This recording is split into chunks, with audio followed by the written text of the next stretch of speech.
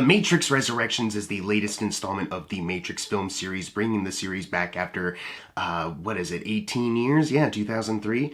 18 years later, we're back into the Matrix world. Lana Wachowski returning to make it. Lily, unfortunately, could not make it back. Lana was the one who really spearheaded this project, though, and was really passionate about it from the get-go. And this movie once again focuses on Neo, played by Keanu Reeves, but he's back to believing he is Thomas Anderson, without spoiling too much, because I think the trailers have done a pretty solid job of not giving away too much. All you really need to know is that he is back in the Matrix, they need to get him out, and he also needs to look for Trinity, because she is also trapped. I was actually really looking forward to this movie despite my feelings on the Matrix series as a whole. Obviously, The Matrix is one of the greatest sci-fi films, action films out there. The Wachowskis did a really fantastic job making that movie and making it so stylish and so entertaining, just so cool. It's such a cool movie in every single way. And I really enjoyed the Animatrix as well.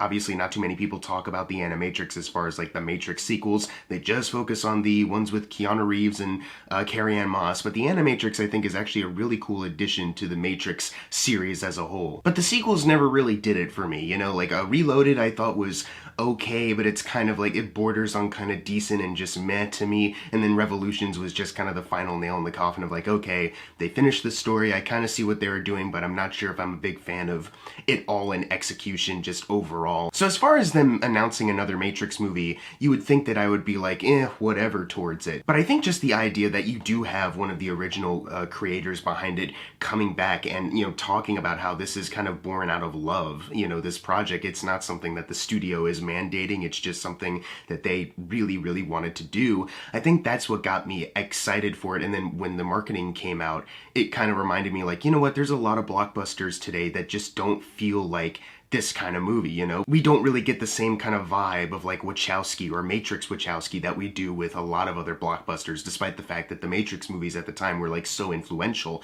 So I was really excited to see what they could do with the modern day, what kind of new story they could bring to us, bringing back the characters. And I enjoyed this movie, and it all kind of falls down to one thing about this movie that I really loved, which is that they really do focus on the relationship between Neo and Trinity. This movie is kind of like a love letter to those characters, especially the Trinity character and how important they are, how important she is. And I really like that aspect of this movie. This movie's entire driving force is kind of serving as an epilogue to the last Matrix movie, and instead of ending it where they did there, kind of going like, well, what if we could take this kind of romance, love theme centered around these two characters and, you know, bring it back, make this epilogue feel like it has a purpose, it has a point to the story, kind of give it a better conclusion than what the Revolutions kind of offered. And I really enjoyed that about this movie. Keanu Reeves is back playing my favorite version of Neo, bewildered and confused.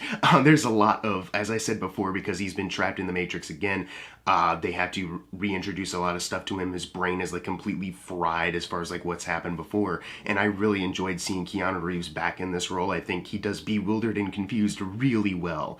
But then as it goes on and he obviously becomes more of himself again, he still carries it really well, because he has, it's not just I'm back to being like an emotionless kind of god that I feel like kind of hindered a lot of his performance in the next Matrix movies.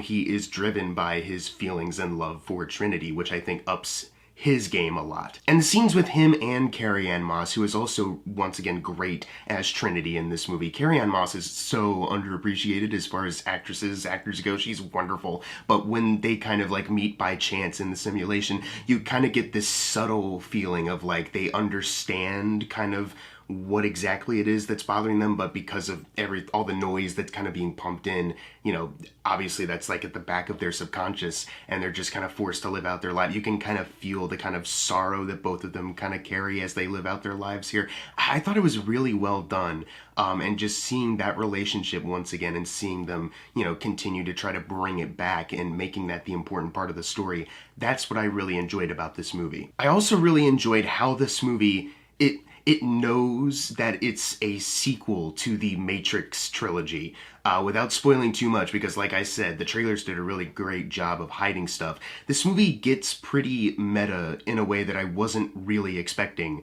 but I was pleasantly surprised by. I thought they integrated it pretty well into the story. It's not just, not to knock these movies or anything, but like your Force Awakens or even like Ghostbusters Afterlife, where they kind of do certain plot beats again, but now it's got a new character in it, or this character kind of promises a new story, but along the way, certain things are familiar to another thing. This movie's kind of meta in a different way. It knows it's a sequel, and it knows that it's going to hit certain beats similarly to the other movies, and they're totally using that to their advantage, and I really liked that aspect of it. I thought they did a really great job of cleverly writing that into the script. Like I said earlier, you know, you can tell that this is a passion project for Lana Wachowski. You can read an interview with her talking about how this movie was kind of inspired by like the death of her parents, and it meant a lot to her to make this movie, and you can definitely feel the love behind the camera here, especially with the script. I will say though that one of my issues about this movie is that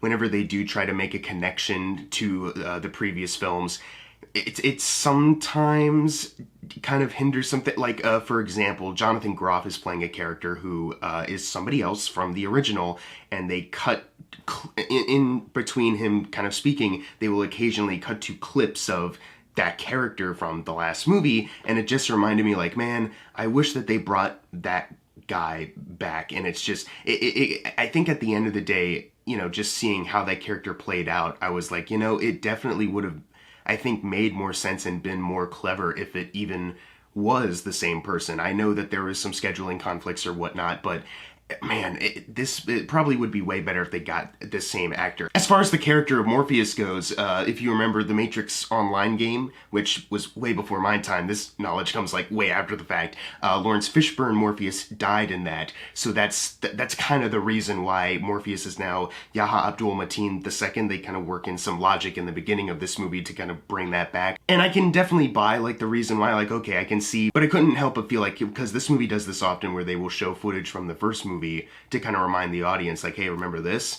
And it's Lawrence Fishburne, and then you contrast that immediately with Yahya Abdul-Mateen. It's like, man, if only they found a way to just, like, make it Lawrence Fishburne again, you know? Because I feel like that probably just emotionally probably would have hit more. So that's one of my issues with this movie right off the bat, is just sometimes they will try to make connections to the last one that I feel like kind of hinders what they're trying to do with some of the newer stuff. But that being said, some of these new additions to the cast I thought were really good. Yahya Abdul-Mateen II obviously being really good as Morpheus, and even being a little funnier, like he's a little bit more like lively than Lawrence Fishburne was, where Lawrence Fishburne I feel like was mostly just kind of serious all the way through. Yahya Abdul-Mateen has his moments where he gets to be like, hey, what's up, that kind of vibe, where he's just kind of fun and lively, which is really cool. There's actually like quite a few moments of comedy that I thought kind of worked here. Neil Patrick Harris actually has way more to do than I originally thought he would. He's kind of living it up as this character that I don't want to give too much as, but he's promoted as like this therapist, and I thought he did a really great job as the movie went on. And despite the fact that Jonathan Groff is playing a character who is kind of famous for this other actor, once again, I won't spoil too much if you don't know, because I don't think they've given it away, but his icy delivery is still perfect though for it. It's just, when the movie offers a comparison right in front of you, it's kind of like, well, yeah, I can't help but compare, but you know, he's still really good as this character. He does a really good job, and even doing some more action stuff, which is really fun. I think my favorite new addition to this cast is Jessica Henwick as Bugs. She's kind of like the new Morpheus, kind of, where she's the new captain freeing people, taking charge, and kind of no-nonsense kind of personality. Jessica Henwick, I think, really killed that role and was just really fun. She's badass, she's got cool hair, you know, she's just really fun in this movie. And I thought that she was totally perfect for this role, and I really do like the little ways they characterize the new team as well. I thought they did a really strong job with that. I will say there are some moments where I think acting isn't the best. Like there's one character that shows up, I feel like it's midway through the movie, who's there just for like a cameo, and it was awful. I really hated the direction on that person's performance. It was really uncomfortable for me, because it was kind of like a comedy thing, but no one was laughing, and I think it's mostly because no one understood what the character was even saying. So, you know, there's moments of acting where I still think maybe that could have been a little stronger. Jada Pinkett Smith is back in this movie, and she's good as Niobe. They've given her something else to do in this that I really like, you know, seeing the growth of what happened to the Zion city and what happened to her and all that. I feel like there could have been just a little bit more time spent there, because there's one aspect of like her character and somebody else being on this team that I thought would have made more of a difference, but it seems like it didn't really. It seems like there's just no kind of like I don't know, it felt like there should have been like some reaction, some kind of conversation, some heartfelt thing there, and there just kind of wasn't. So maybe just a little bit more time spent with that could have helped too. One of my biggest issues with this movie though, just to finish this up, is editing and camera work. I enjoyed a lot of the action in this, if I'm going to be honest with you. There's quite a few moments where the action is really fun and really entertaining. My favorite involves like this motorcycle chase with Trinity driving and Neo kind of on the back doing force pushes and all that. It's really fun stuff, really cool. Most of the action that I had fun with revolves around when the special effects kind of take over, or when the camera noticeably just gets very still because they're trying to soak up how cool this one thing they're showing you is. And the visual effects are also really great.